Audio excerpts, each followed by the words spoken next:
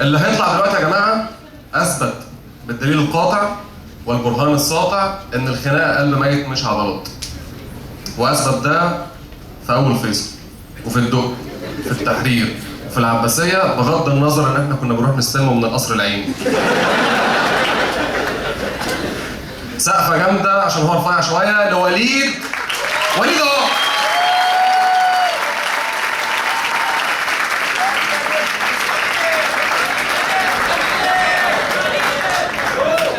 صدقيني اللي علي بيقوله صح؟ بس انا اثبتت الحاجات دي فعلا على فكره. كان عندي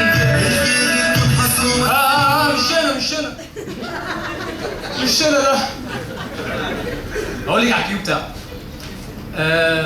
كان عندي حفله في نادي 6 اكتوبر، وده نادي ما بيخش غير الناس التذكره 35 جنيه، فالناس بتروح معينه. فبعد الحفله جات لي بنت حلوه قوي، بنت حلوه جدا، فبتقول لي هاي ازيك؟ قلت لها الله يسلمك الحمد لله كويس. قالت لي هو انت بتروح عيد ميلاد؟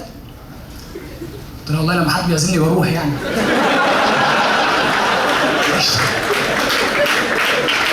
قالت لي لا ام سوري، مش ام سوري، مش اي ام سوري، ام سوري بتطلع لسانها في حرف الار او ار سايلنت.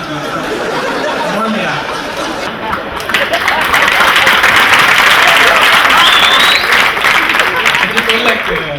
تقول لي لا ام سوري مش ده قصدي، انا اقصد يعني بتعمل ستاند اب كوميدي في عيد ميلاد؟ قلت له والله يعني اعمل قشطه. اعمل انت بس اوكي، ممكن تسجل لي اليوم نمبر هنا عشان اتصل اظبط معاك. تظبطش معايا؟ كان دواء سروري والله لا. المهم ادتني بتاع كده، لا محصل لابتوب ولا محصل موبايل. فمش دي مشكله اللي بتاع ده ببص فيه لقيت فيه صوره خلفيه ليها وهي حرانه قوي.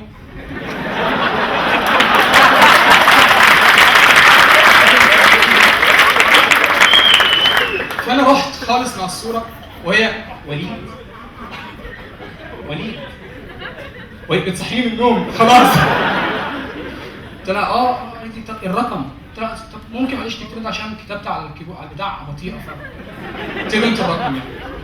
ومن هنا ظهر في حياتي كائن اسمه كائن الانثى، وهو كائن يتغذى على حشائش الهوهوز ونباتات النيترو. لذا فهو يتمتع بصفات انسيابيه بتميزه جدا عننا. اما احنا بنتغذى على الحشيش ونباتات البامبو، علشان كده تلاقي الفرق بيننا واضح كده. احنا الصوت ده صوتنا احنا كاولاد. صوت البنات اخص عليك يا سمية خير، بحبك، الله يرحمك انت يا رب. احنا المشي عندنا كده، في الخلفيه موسيقى السلام الوطني طبعا. انتوا المشي عندكم كده.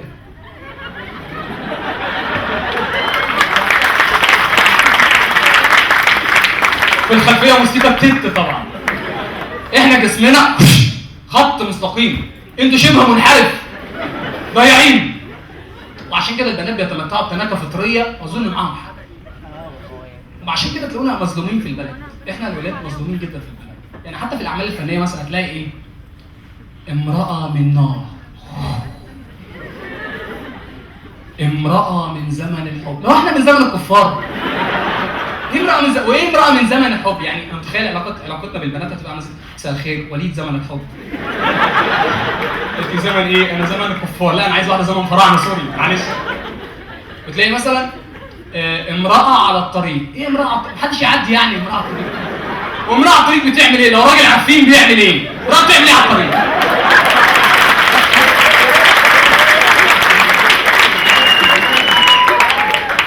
المرأة الحديدية، المسلسل الوحيد اللي فيه راجل معاه 6 ستات.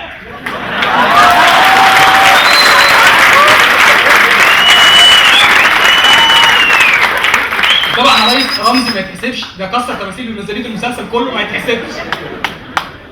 عندك مثلا وسابونا على كده، لا الفنان محمود عبد العزيز اتضايق قال ايه ده؟ عملوا له فيلم سموه بكرتون. زي ابو كلمه كده كانت وحشه كانوا بيقولها لنا زمان.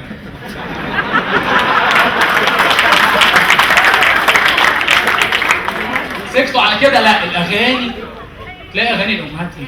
الست دي امي، ام الحبيب، اغاني الابهات قشطه يابا، قشطه يا نجم، اي هري. ده انت لو بتغني القرد هتغني له احسن من كده يا راجل. ولا التاني اللي يقول لك يجي لي عيد يا بابا يا بابا ملبس يا عشان عندك ملبس. وانت يوم ما تغني لو بتنكد عليه. هو بينكد علينا. سكتوا على كده الاعياد. في عيد ام ومفيش عيد اب. ومن هنا نشأت علاقة الكره والحقد بين الاب والام، وادى الى تفكك الاسريه وادى الى زياده اعداد الطلاق والحاجات دي كلها. واحنا بكل بجاحه تروح لك تقول له ابا هات فلوس. يقول لك ليه؟ تقول له هجيب هديه لهم. يقول لك عليك وعلى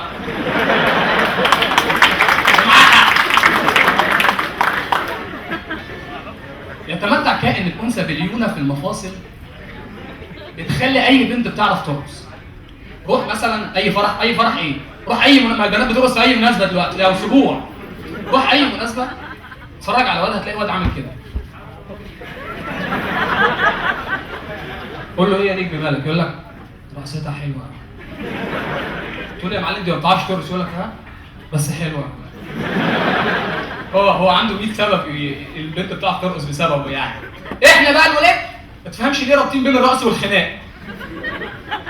انا ليا واحد صاحبي كل ما يرقص لازم يعورني. لا تخش عليه في الدخله تبص هنا عامله ازاي؟ ايه يا ايه يا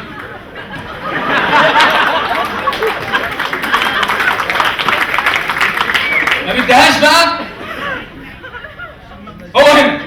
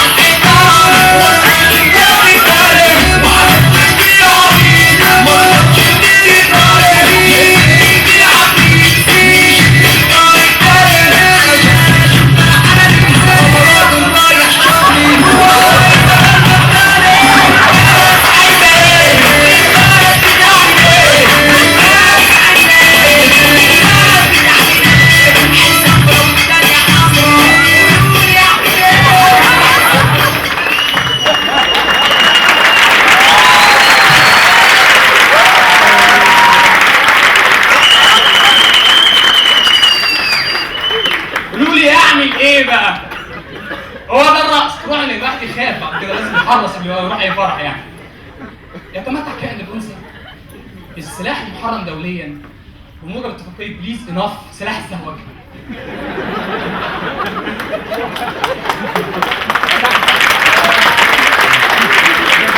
عندك مثلا انا كنت مرتبط من حوالي 3 سنين ببنت، فزي اي شاب مصري بكلمها الساعه 12 بالليل لحد 7 الصبح.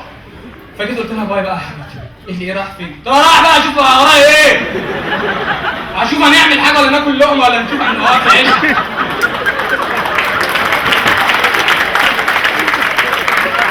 ثم هي بكل بجاحه تقول لك ايه ده مش هتنام؟ امتى يا اختي؟ انام امتى؟ كابتن رحيم ولا بس؟ المهم نزلت ركبت الميكروباص لقيتها بتكلمني. الو انت فين؟ طب قول لي بحبك. اديله واحد ورا.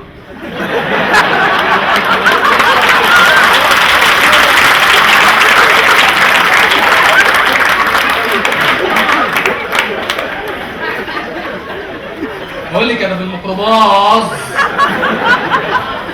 ايه؟ قول له ايه يعني؟ قول لي بحبك. يا بنت لسه خلاص مراته قاعدين قدامي اقول لك كده ازاي؟ فيها ايه يعني يا وليد؟ قلت لها ما هو انا لما اقول لك كده بيظهر عليا اعراض فسيولوجيه لو لسه خالف عايزها افهمني غلط.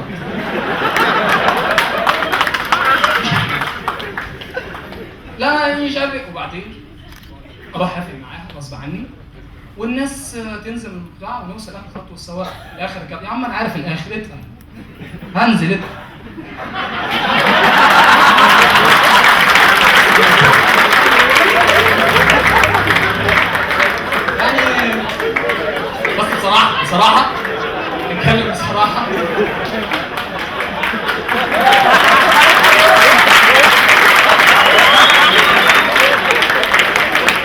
نتكلم بصراحه، البنت لما بتتدلع بنعرف انها انثى، الراجل لما بيتدلع بنعرف انه عبيط. البنت لما بتحب تكلم حبيبها تروح مطلعها تقول الو انت فين؟ تعالى. مات الكلام. احنا بقى الرجاله بص الواد واقف وسط اصحابه، ايه ما جيتش امبارح ليه يا ده انا شلت، رحت الجيم امبارح شلت مش عارف ايه. فجاه يظهر رقم البنتيس على الموبايل.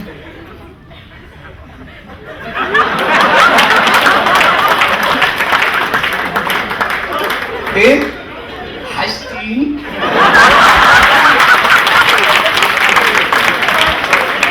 ايه؟ انا؟ هحول لك رصيد. حاضر. حاضر. طيب ايه؟ لا. وشويه شويه هيتقلب على بطنه ويقول مامي مامي مامي مامي. الله يفتحك فضحتنا يا شيخ. وبما ان كل حاجه حوالينا بتتطور، فقد تطور سلاح السواقه وتم اختصاره في كلمه واحده قادره على تدمير مشاعر جيل باكمله، الا وهي احبوش. تروح اسال اي شاب قول لي ايه مواصفات احلامك؟ يقول لك تكون بتعرف تقول احبوش. روح اي بنت تقول لها ايه مواصفات احلامك؟ تقول لك يكون بيعرف يقول احبيه وزي مصطفى شعبان. ما يقدرش يعني، هي عايزه مصطفى شخصيا. البنات كائن الانثى لما راح ينتخب في رئاسه الجمهوريه عمل ايه؟ انا بسال بنت بقول لها انت خدتي مين في انتخابات رئاسه الجمهوريه؟ قالت لي انت خدت حمدين. قلت لها برافو. ليه؟ قالت لي عسول قوي. احلفي. انت خدت رئيس الجمهوريه علشان عسول قوي؟ قالت لي لا طبعا. قلت لها امال ايه؟ قالت لي بشوش. ولو ربنا غضب عليك والشيطان اتمكن منك وخطبت، لازم تخضع لاختبارات الانثى المعاديه فيما عرف قانونيا بسبق الاصرار والترصد. البنت بيبقى عندها حاله جنان اول ما بتتخطب. تروح انت تيجي تقول لها بحسن نيه جدا، تقول لها ايه؟ حبيبتي هو البادي مش ضيق شويه؟ تقول لك ايه البادي ضيق شويه؟ مش فاهم. ايه البادي؟ ما انا بنت لازم يكون ضيق. ايه مش فاهم يعني؟ خد البيز انت شوف هيبقى واسع عليك ازاي. ايه البنت دي؟ ولو الشيطان خلاص هتخش النار خلاص يعني، وتقرر انها مثلا تعزمك عندهم على الاكل ولا حاجه، هتيجي انت بنفس حسن النيه الاولاني تقول لها حبيبتي هو طبخنا ايه النهارده ولا ما بتعرفيش تطبخي؟ طب خلي طبخ ولا ما كنت تطبخ. بص عشان تبقى عشان تبقى عارف من اولها انا بلبس ضيق وما بعرفش اطبخ، ويكون في علمك مش هتلمسني بعد الجواز لمده 3 شهور. طبعا 3 شهور دي المده كيف تاخد فيها قرار الطلاق. كل سنه وانتم طيبين.